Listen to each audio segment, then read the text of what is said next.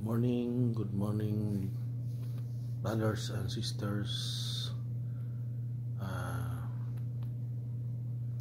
Ating oras is alas 5 na ng umaga, araw ng linggo. Nandito kami ngayon sa Angel's Retreat House sa Tagaytay City. So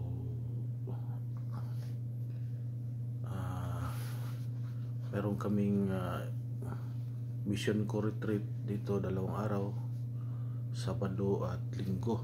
So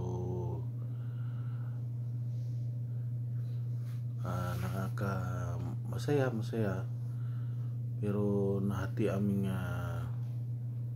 isip gawa ng ngayong araw na to is signal number 3 sa Metro Manila. So ang aming mga anak ay naiwan sa aming bahay sa Caloocan. So signal number 3, di namin alam kung sana pag-uwi namin mamaya ay wala namang baha, no? So hindi kami mahirapan sa daan.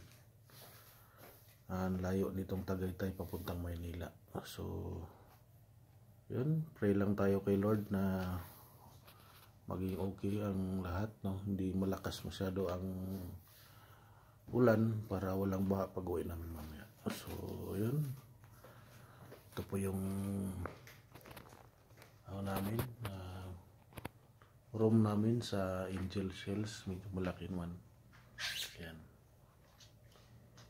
So may aircon din, so medyo maganda ang lugar. So yun,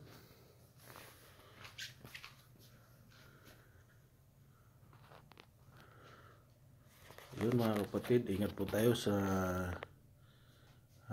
panahon ito kasi may bagyos na si Uwan. So pray lang tayo kay Lord. Yan, God bless.